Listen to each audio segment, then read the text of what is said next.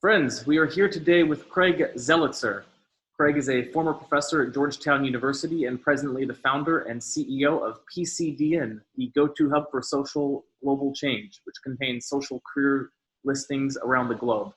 Craig is also a Fulbright Scholar, a Boren Fellow, a recipient of the George Mason School of Conflict Analysis and Resolution's Alumni of the Year Award.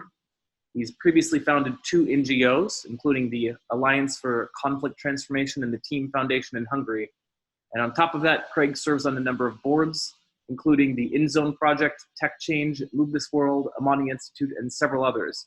Craig, is there anything you'd like to add? I would just say some of them are boards and some are advisory boards, but otherwise, no, that's all good. Excellent. So Craig is joining us today from Medellin, and I'm curious to know how you wound up in Medellin. So the short version is my wife is from Bogota, and we lived in the DC area for almost 20 years in Virginia.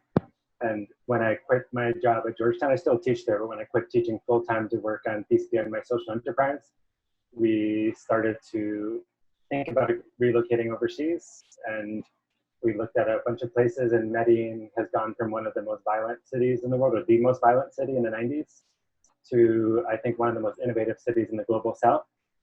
So, we did some exploring and still lots of challenges in the city, but it really has become a hub for tech innovation, future work, AI, and, increasing number of digital nomads, and actually other people are choosing to move here or to stay here temporarily. And I will put in a plug. We've worked in co-working spaces around the world. In DC, we're based in 1776 for a couple of years. And we work out of an impact hub here in Medellin. So you can just see, it's one of the, it's going the wrong direction, but it's one of the coolest co-working spaces I've ever seen in the world. The solar power retractable roofs, and most of the organizations and companies based here are focused on some degree to the SDGs, Sustainable Development Goals. Excellent, excellent. And could we start to dive in and break down some of the factors that you think were most key in transforming Medellin so remarkably over the past 20 years? I mean, it's still not transformed, I will say, because some people say that, the violence has gone down a lot, the murder rate's down a lot, there's a lot of public investment. So I'd say there's three main things. The first is really smart governance. So there have been a number of political leaders at both the mayor level and the state level, maybe also at the national level, who've really put a lot of public resources into transforming infrastructure. And that's something I've never seen anywhere else in the world, where a lot of the public infrastructure has gone into poor comunas or poor areas of the city. So for example, I think we're up to 5, gondola systems or cable cars, where, in the past, like in the poor areas, there's basically 6 different strata. So 6 is like super rich, 5 is, 5, 4 is middle class, 3 is middle class, then 2 and 1 are much poorer. So a lot of the building of infrastructure to some degree has taken place in the poorer areas to improve the life and the mobility for poorer citizens. So in the past, where it might take someone an hour and a half to get down from a hill to the center of the town, now they can take a 10-minute gondola ride. And a lot of people would say this part of the transformation obviously, has to do with, they built a metro. I can't remember if it's celebrating 20 or 25 years, but it's the only city in Colombia that has a metro system, and they're incredibly proud of it. And I would say it's much more impressive than a lot of other metro systems I've seen in the world. And so a lot of people say the planning and the building of that system has generated a lot of pride and a lot of ownership. And when you go on the metro, there's just all this, I wouldn't call it propaganda, but kind of good culture, saying like the culture of the metro, like let's treat the metro well. And there's still incredible challenges, still incredible violence, poverty, pollution. And then the one other thing I would say is quite strong, apart from the public investment, is really Medellin has done a really interesting job of public-private partnerships, which some people would critique and say that the more powerful corporations here control things too much. And there's kind of like Colombia is based here, the main insurance company, the main health company, cement company. But they really have formed this public-private partnership where industry and governance together have funded a lot of interesting initiatives. So for example, what would probably be of interest to people who might listen to this is I think it's just celebrated a decade, there's an innovation space here called Ruta N, which is, it's LEED certified green building. It's huge. I think they have about 100 staff. And the whole center is focused on innovation across multiple sectors. So governance, education, public transportation. And it's this incredible space where, businesses will be based out of as they incubate. They have public events, and they're really partnering with all across the city to think of how does Medellin become a better city of innovation. And as part of that, the World Economic Forum recently selected a couple of cities around the world as centers for the fourth industrial revolution. And Medellin was one of the few in the global south that was selected. I think there was one in India. So it really has like this cutting edge, but again, I don't want to oversell it and say everything's wonderful, because it's not. Poverty, crime, pollution, traffic, there's still so many challenges. Very interesting. And is Medellin where you founded PCDN? No, so PCDN was a side project that I started. So even going back to pre-internet days, so this is going back in the early 90s, I did a radical hippie major, and we spent a lot of time taking over buildings and protesting. And as an undergrad, I started a handwritten newsletter, just kind of interesting events, and I would photocopy it. And so I've always, basically one of my main, I'd say, missions in life has always been to democratize access to opportunity. And so I was doing that pre-internet, and then once the internet came around, I lived in Central and Eastern Europe for many years. And when I moved back to the US, I started, this was just on Yahoo Groups, I started an informal listserv just of interesting opportunities that grew to tens of thousands of members. And then there was many iterations, but I started PCDN in 2006 just as a volunteer thing, when the technology finally met the vision I had at a price point that was feasible. And then it started to grow again. And so 2011, we turned into a social enterprise. And then 2016, I quit Georgetown full time. So it was founded in the US. Interesting. So would you say that this is still the mission, or has the mission evolved as the technology has caught up?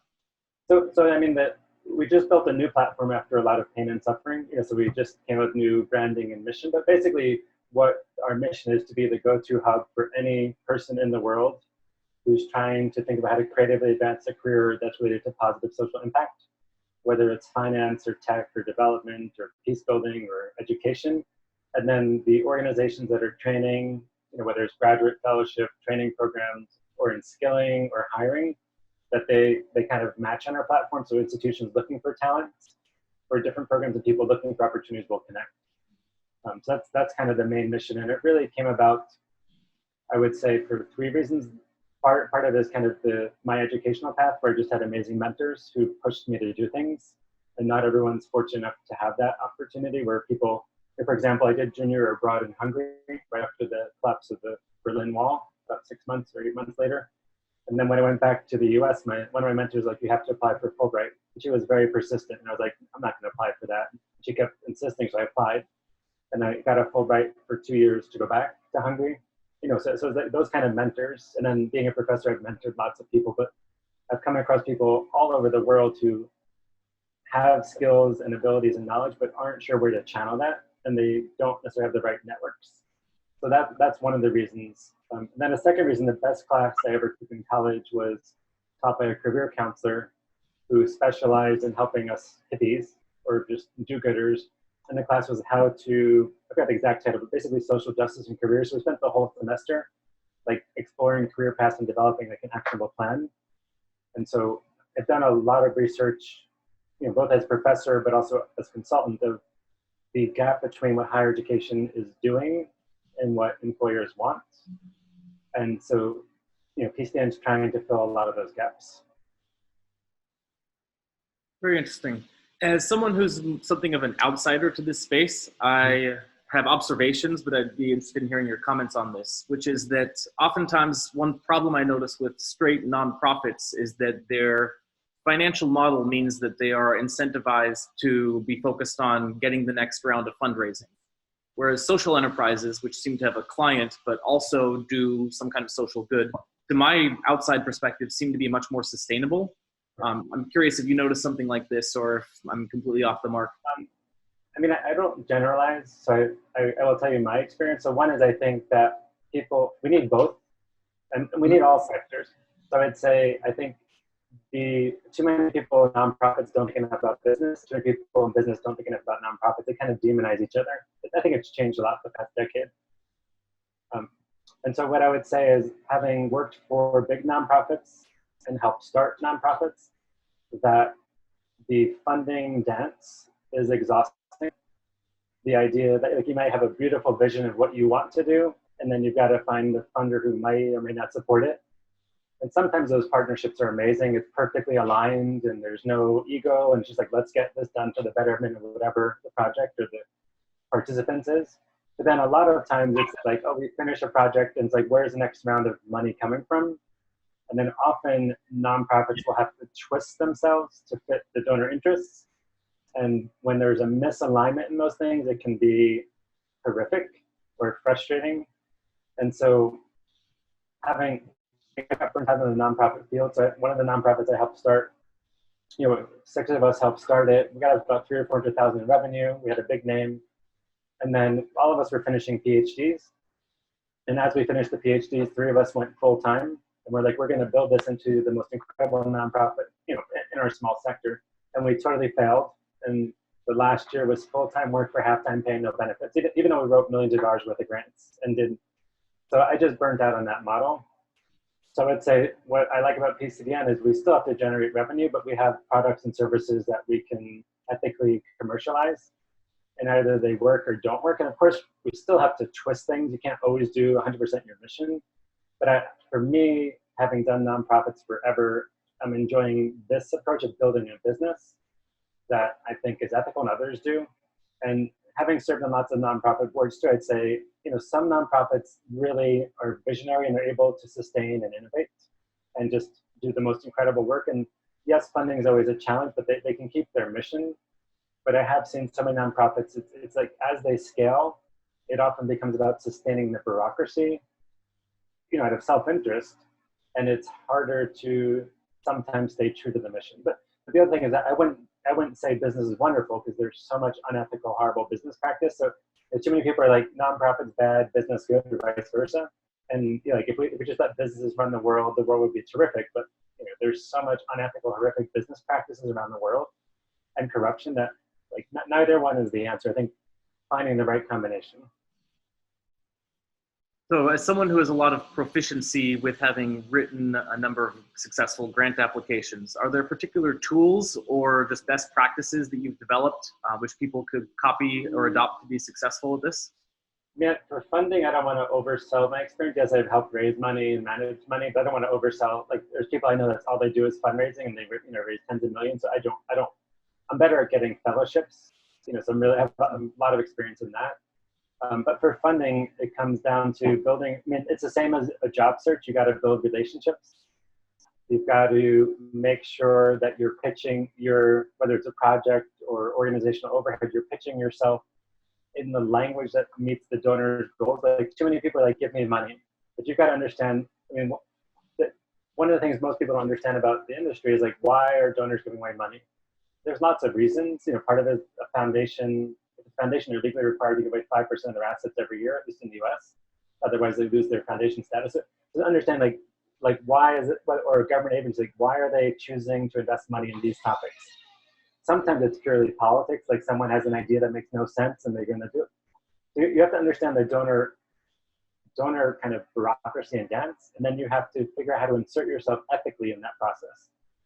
And then, then you have to become an expert grant writer or hire somebody to do it and be prepared for lots of rejections. So I think I've gotten rejected many more times than gotten success, and often it's a partnership. So sometimes I've written things by myself, other times there's huge teams or multiple people.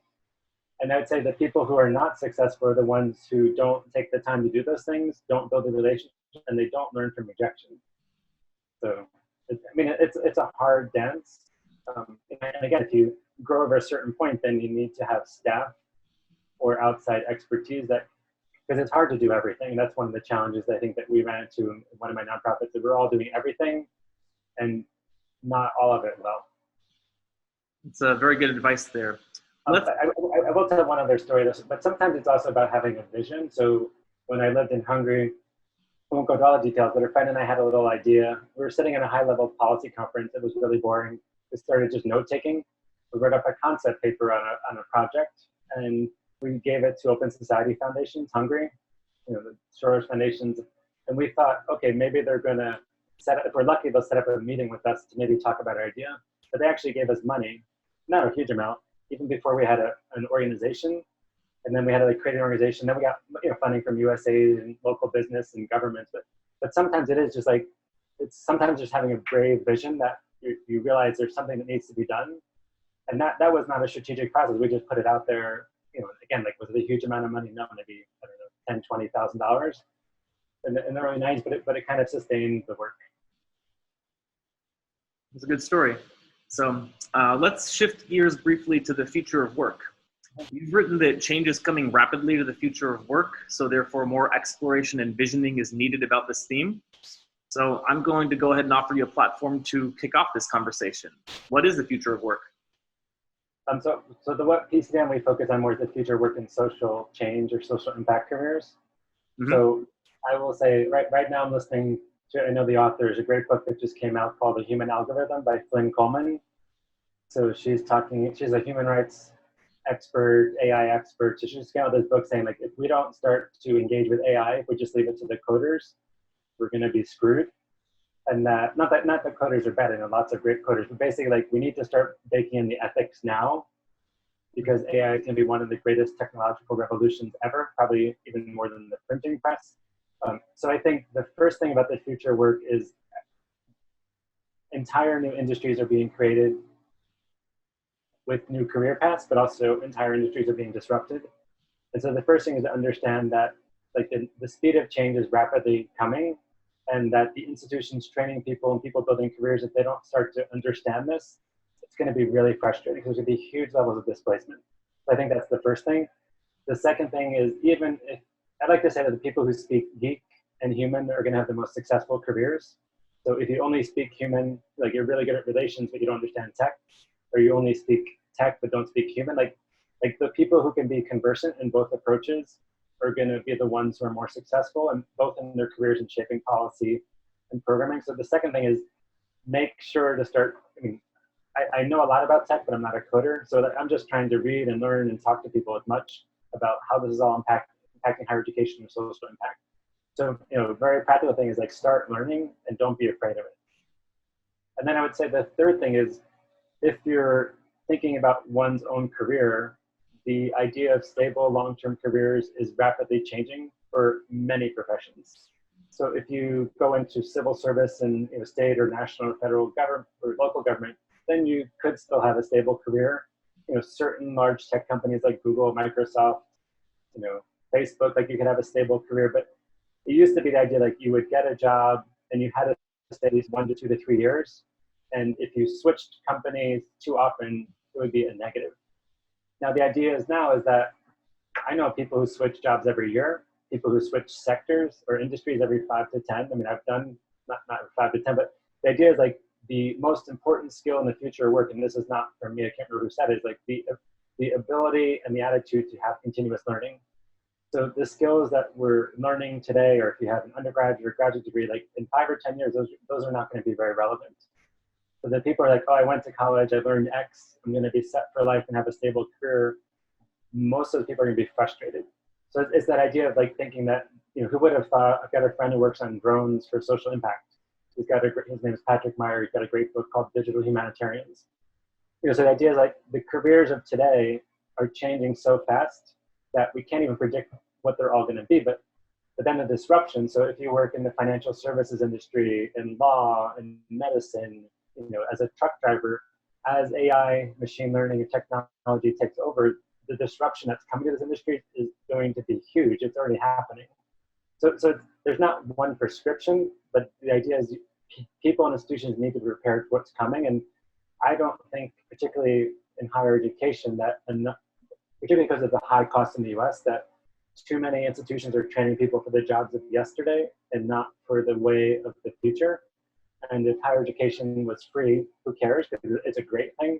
But if people are coming out $50,000 to $100,000 in debt with the skills that don't qualify them for the jobs of the future, like, there's just so many fundamental challenges there. If you had to estimate what the right blend of hard skills and soft skills would be, where would that be, and what does the trend line look like? And I'll say one thing about the future work. So again, this is not my data, but some futurists have said that the average centennial, maybe, or millennial, somewhere between those, could easily have 8 to 14 careers in their lifetime. Not jobs, but careers. And some people even say it could be 40 jobs. So that nature, then part of the challenge of the future of work, and I'll say part of the reason we moved to Colombia, there's a million different reasons, but part of it, a good example of the future of work is the public policies in the US are, and a lot of countries are not meeting the needs of the increasingly gigafied workforce. So like our social safety net is built on insurance being tied to your employer for a lot of people. So part of the reason we left the US is the cost of healthcare. And we left for lots of other reasons. We want our son to get fluent in Spanish and to be in Medellin, but the cost of healthcare in the US as a small enterprise is insane. And it keeps going up. And for a lot of people I know who would want to set up their own gigs often will not because they have a stable job that pays insurance. So there's also huge policy implications. And as more and more people become gigafied, our retirement systems and social safety net isn't adapted for that. So I just think that's a whole other thing that, I don't want to get into any presidential politics, but I will say, there's interesting candidates, and Andrew Yang is interesting. I don't know if I agree with all his proposals, but he's the only candidate. I'm not saying he's better, I have a couple that I like, but he's talking about this more. I think his solution's a little too simplistic, but this era of huge transformations coming, unless we create public policies that address it, it's not going to be a very healthy future. And then in terms of the soft and the hard skills, it really depends by the sector. So like we had coders in Argentina. We hired somebody here in Medellin after a lot of searching, and so if you're hiring a technical expert, I really want them to be more on the coding or engineering end than on the human end. But the team we hired, they speak human and geek. And when I've worked with tech people, whatever sector, and they only speak the tech and they can't communicate out, or if they don't have a brilliant project manager in the middle, it becomes very confusing. So I would say there's no formula. I was just at a fascinating conference a couple of months ago where there's an initiative to grow the field of peace engineering. So it was mostly engineers. We were in The Hague for a week. And so it was mostly engineers, a few venture capitalists, a few people from academia. And so it's not even so much speaking soft and hard skills as that cross-sectoral collaboration. So as one of kind of two more peace builders, social entrepreneurs, it was wonderful. I know nothing about engineering, but I learned so much. But they knew very little about some of the sectors my colleague and I knew about. So it's not just the soft and humans, the hard skills. It's like getting out of your comfort zone. In some ways, I put that into practice. Like I increasingly go to events and read things that have nothing to do with my training. So, I can go to the same conferences every year. It's like, yes, it's interesting. I see my friends. I learn about the debates, but I'm not learning much. So I like to go to, tech events or just things that are radically different that hurt my brain, but that just give me, one of my favorite events in the world is South by Southwest. Put in the plug. And my wife and I, we worked together. She got an award there, I think 2014 or 15 for kind of digital do-gooding. And so, I haven't gone every year, but it's like going to that event, it's like the most intense education and networking event you could ever experience. And, you learn about the future of work and marketing and technology and social impact and machine learning and autonomous cars. And so it's like those kind of things. And when I go to those events, I don't just go to the things I already know. So I got to hear like the CEO of Waymo talk about the future of self-driving car. It's like, I could easily go to the things I already know, but then I'm not expanding my skill set at all. So I think it's trying to challenge oneself to go to different events and networks and read outside of your usual subjects. Yeah, there's a lot of very interesting points in there. I think that your point about the infrastructure and particularly healthcare costs, which is something I'm very aware of the pains, I think that ties in very heavily to what you're talking about with what Medellin was able to build in terms of transportation infrastructure, and that there's kind of an ecosystem that can develop when there's the right set of people and the right set of policies that find a nice confluence. Sure. I will say in Colombia, Colombia is a disaster. I don't want to make it sound like it's all good. There's like 6 to 7 million displaced people, about, internally and about 1.5 million Venezuelans. The assassination of human rights and social activists is way up. The peace process is a mess. I don't want to say they have it right. They don't. And then there's public health, not public, it's like kind of public but private healthcare, which functions to some degree, but it's pretty bad. So we have that and private insurance. So if we didn't have the private insurance, then I would not be, but the cost of the private insurance for Colombians is very expensive. For us, it's like the equivalent of paying a month in the US for, our son had an eye infection, we get house calls, and just like the things you would never ever think in the US in terms of quality and service. For the people who can afford that, that higher premium, it's unlike anything we've ever had in the US. Yeah. Also, I really enjoyed when you're talking about the kind of concept of adding diverse talents to a stack. I think that's something people have found is very effective. Yeah, there's a guy, I can't remember who it was, but again, I don't want to claim credit, called Talent Stack. The idea is to stack your talents. I don't know if it was Jay Shetty or some Tim Ferriss, but like the idea is like you got to think about how you piece these things together, almost like a modular approach. And of course, you have to have a coherent skill set and vision and way of telling that. But if you're deficient in one area, and that's going to be, I'd like to learn coding. I don't think I will. I'm too busy, but maybe someday. But there's things I've learned some tech tools, at least, are not coding, but things I can do now that I don't have to hire someone else to do. So you write a lot about the concept of digital nomadism. And one question I have about that is with so much of communication being nonverbal, body language, sounds, smells, touch, how can teams replicate the kind of the beneficial effects that happen in person over a distributed environment? So first, I'll say I'm not a digital nomad. Like I travel, but I'm based, like I live here. So I have a lot of friends who are digital nomads, and so the two things I would say is that there's a guy, Turd, I think his company is First Base. I forgot his name. He's from the UK, but there are companies and people that are really pushing not just digital nomadism, but remote work. So I would say, as someone who, I've been fortunate to have a career where I don't have to go into the office every day too much. So I had some jobs where I had to wear a tie and go in every day, but that's pretty rare. So one is, I think, for me personally, I hate working only at home or hate only working in the office. I love the ideal combination. And so I'd say a lot of people, the benefits of remote work, which could just be telework or it could be digital nomadism, far outweigh the requirement that people have to sit in an office 35 to 40 to 50 hours a week. So a lot of people, and I agree with this, saying that the future of work, unless the entire internet collapses, is that, there's a saying that talent is everywhere, but opportunity isn't. So the idea, like, why do you have to limit yourself, like, to hiring someone who's only within your 50-mile radius? If the best talent's based in Malawi or, India, like, the idea is, like, corporations and businesses need to expand how they think about talent. So for PCDN, we're very small, but our developers were in Argentina now, Medellin, we've got a consultant in India. Like, the idea is, like, the people, they don't have to be, our developer, we do like having that team here because it makes it easier, but a lot of roles, it doesn't matter. So I'd say the remote work, telework, and digital nomadism are all connected, and that for individuals not having to go into an office 5 days a week or at all can be incredibly liberating in terms of reducing the financial cost of work, freeing up time to be with family or exercise or whatever you want to do, and really like live one's life so that work is not the center of everything. I mean, it can be. And one of the best books on this is called Your Money or Your Life by Vicky, forgot her last name, but Vicky and Joe Dominguez, came out in the late 80s. And basically the most important thing they said is that how can you work towards financial independence so that you don't have to work? And it's not just for people of higher income status, like how do you put that into practice? And then how do you calculate the value of 1 hour of your time?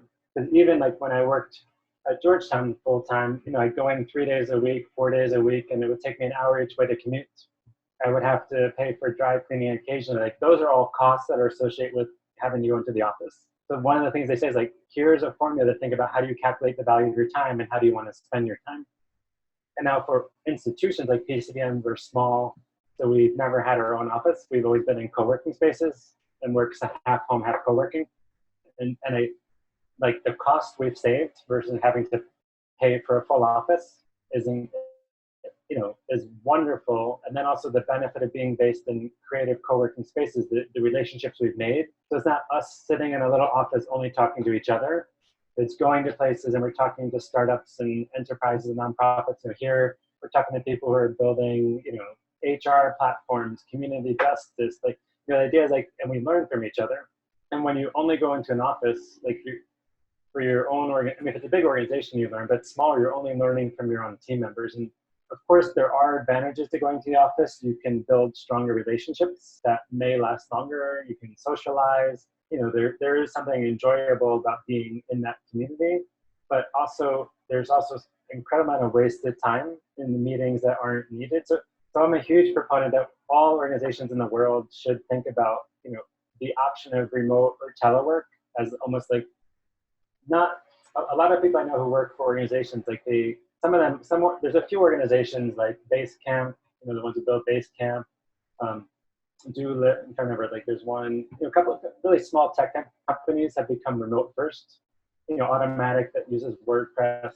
So that like the idea is like they'll hire talent anywhere in the world, doesn't matter, and it's also the idea like talent is everywhere, opportunity is not equally distributed. So if your best person X is located in India or Colombia, why should you only restrict yourselves to hiring within a certain geographic distance? Now, the disadvantage of remote work is, sometimes tech doesn't work. If you don't have the finances to convene people in person occasionally, like once a year, all team meetings or partial team meetings, that can hurt. It could be harder to build relationships, but in my opinion, the benefits far outweigh the negatives. And most of the people I think are the smartest in the world are saying that in the future, remote and telework will be the norm.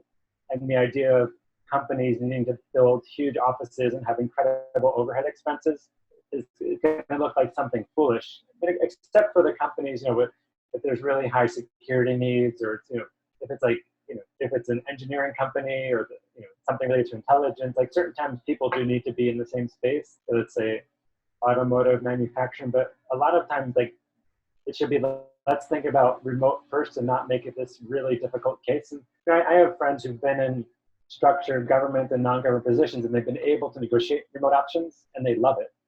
But the challenge is often it's not seen as something easy to do. You got to fight your way through the bureaucracy. And it should be the other way around. Like, let's think how we get the best talent on board. So yeah, I broadly agree with. Just one other thing I'd say, so the book Your Money or Life connects to the FIRE movement called the Financial Independence Retire Early. And so there's a great movie that just came out about the FIRE movement. You can get it on Amazon. I forgot the name, but I've read the book and watched the movie. And so one of my favorite things to tell people about finances and work is go to the website Nomad List, which is a platform for digital nomads. The guy who does it is brilliant. He's a solopreneur. He's got a couple of companies. And then on that site, look up the FIRE calculator. And so you can put in your income, and I think it's pretty safe. They don't ask for any personal data. So that you can put in your income, your savings, your age, what kind of return you might be getting on any investments. And then you can displace about 300 cities around the world if and when you could ever retire. So, for example, living in DC, maybe it's very expensive. I was there many years. Like maybe at 65 or 70, you could potentially theoretically think about retiring. But according to this calculator, there's some cities in the world I could retire today. It doesn't mean I would, but it's like that's one of the radical things. Like, yes, work is important, but like if you don't have to work, and again, and not everyone has that flexibility. I know a lot of people who are in minimum wage jobs who don't have that flexibility, but it's like, go to the FIRE calculator, just put it in and be like, oh my gosh, if I stay in San Francisco, one of our friends, had a great job, lived in DC, and she's like, why am I paying $2,500 a month for rent? It's crazy. And so she's been a digital nomad for about 2 years. She's got her own business, so she can make the money. And now she's a little more settled in another place. But she's like, why do I spend all this money when I could like do things around the world, save money, and not have this stress?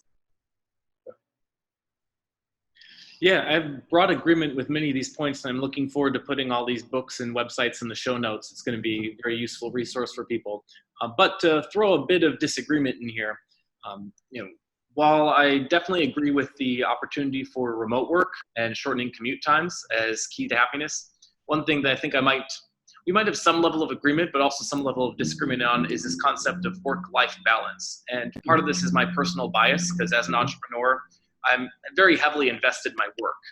And I found that between 44 to 49% of my personal happiness correlates with how my feeling of work is going. And I would guess that for most people it's reduced somewhat, but still the ability to derive a lot of satisfaction from having some purpose at where you're spending most of your time, the work office, I think is very critical to people. Whereas if they try and do too much delineating, or they say, maybe I'm going to be miserable for 8 hours a day, but I have a rich personal life, I just personally don't know if that works. Right. Yeah, I don't think I disagree with you, because I work a lot. So it's not like I don't work, and I love what I do. And sometimes my wife says you're too workaholic. But I will say, moving outside of the U.S. to here, my workaholism decreased some. So, and because like I can walk to work, I can be home to pick up my kid from school. So it's not like I don't want to say work is not incredibly important, but that flexibility, like if I want, and like, once a month we'll just take a day off and play hooky and do whatever we want. It's like, and if I had a traditional employer, as a professor, I could do that. But if I had a traditional employer, it's like much harder to do. But I think everyone has to find what works for them. But like, I don't like, when I've had jobs where I have to wear a suit and tie, and I have to be in an office for a structured number of hours, I generally hate it. And if when I have the flexibility to decide to go in a couple of days a week or not, I'm just so much happier. So for me, like that, that's why I was a professor for 10 years, because I didn't have to go in all the time. Right. Yeah. And that point I definitely agree, which is where you can provide optionality in your own life. And then you're definitely going to be happier than if you're forced into something. So we're running a little low on time, but there's a few questions I want to pop in here. Let's go for maybe a short lightning round. Now, recently the nuclear clock grew a second hand and moved 100 seconds from midnight. And I understand that you used to be terrified of nuclear Armageddon. Are you still afraid of this? Or have other fears taken over? I'm still quite concerned, but unfortunately, recently I sent my wife an article that our son saw, the headline, which said, the 2050 forecast that the world's going to end. So he saw that in terms of environmental destruction, not nuclear. So he was like, oh my gosh, is the world going to end in 2050? And so I'd say the higher priority now is environmental concerns, but obviously we still have more than enough nuclear weapons to blow up the world many times over and destroy almost everybody. But it is interesting, because I think growing up, the environment movement started, but it was never central. And now if we don't do better, which we're not, there's going to be I don't think life will end, but there's going to be so much suffering. So I still worry about it a lot. As someone who has written a very good article, which I'm going to link in the show notes, about how to do a good introduction, what's your opinion on the double opt-in intro, if you have one? So the first thing I'll say in terms of networking, so too many people approach networking as transactional rather than relational. And so I've got a friend at Ashoka who used to work at LinkedIn. His name is Bob Spoor. And he's taught me a lot about purpose-filled allied networking. So building purpose-filled networks. So I think if you're looking to get a job and you say, hey, can you connect with me? It just turns me off. But if you're like, I want to connect with this person because we've got like interests and really provide a convincing case, then, so it's like, the idea is like two people do networking to get something. And if you read Adam Grant, Give and Take, it's like network to help rather than network to take. So that's the first thing. And I think double opt-in, I've got the friends I know that I don't have to ask if they like, I divide it up. So some friends I know, they always want to meet with people if I think it's interesting and I don't have to ask. I'm just like, oh, here's someone interesting, you should talk to them. And so I'll just do it without asking their permission. But then there's other people I know who are so busy or more, just want to be more picky. And then I'll do that and say like, this person's requesting intro, would you do it? So I think it's I don't have a rule. Like I just know for each person, of course, sometimes I make mistakes, but I think having both options works. Makes sense. As someone who makes a lot of introductions, personally, if people are too picky about requiring a double opt-in, I just tend to not send them introductions as often. So I find it might work against them. Did you make any New Year's resolutions this year that you can share? No, don't do them. No? No. Any reason why you don't do them? I don't know. I think I don't like, with my son and wife, I always say I don't like promises. Everybody promises and very few people deliver. Mhm. So, I mean, I would like to, I walk a lot and do a lot of fun things. I would like to do formal exercise more, but it's not a resolution. And then I've been back and forth in meditation. So I think those are the two big things that I would like to do better at. Makes sense. Similarly, are there, in your life previously, are there habits or practices or systems that you put into place that worked really well for you, which you could share to people, which they might, if they're looking at New Year's resolutions or just general habits to add to their life, things that I they mean, might want to consider to? so I think curiosity is the best thing in the world. And so, and if you're no longer curious in what you're doing, whether it's studying, working, or whatever hobby, then you either got to find a way to get curious or learn something new. So I think I love to learn. And so I think that curiosity to like, I read a lot. So I would say I read less than I used to. I read more than ever, but less. I mean, I use Scribe. It's one of my favorite apps just for reading. And I do a lot of audiobooks and podcasts. I think that just the constant learning. And then I would say like challenge yourself to go outside your network is a habit. And then, and again, I've learned from lots of other people, just like to not stay in the same network or, I've changed jobs periodically and sectors and careers. And most people think it's crazy. Like, a bunch of my friends are like, you're insane. There was not tenure track at Georgetown, so there's no guarantee I could have stayed forever, but they liked me. So it's like to quit like a good job to do, a lot of people say it's insane, but it's like, I just knew I had to do it. So it's like, but if you're going to make big changes and risks, you've got to decide for yourself. But I would say for me, it's been the best thing in my life to not stay stuck in the safety net. And then the one other thing I'd say really helped me in decision making is there's a process of, I had a dream job in London. I won't go into too much details. I mean, I lived in Europe many years. I moved back for my dream job. It was not my dream job. I won't go into why. And so a friend of mine taught me rank order decision making. And the idea is, and there's actually apps for this. So I used to do it on paper, now I use an app. So you can like give a value to what's important in your life and then show each option how it satisfies those values. So there's something about putting things, and it's actually helped me make huge decisions. So learn rank order decision making. It may or may not work for you.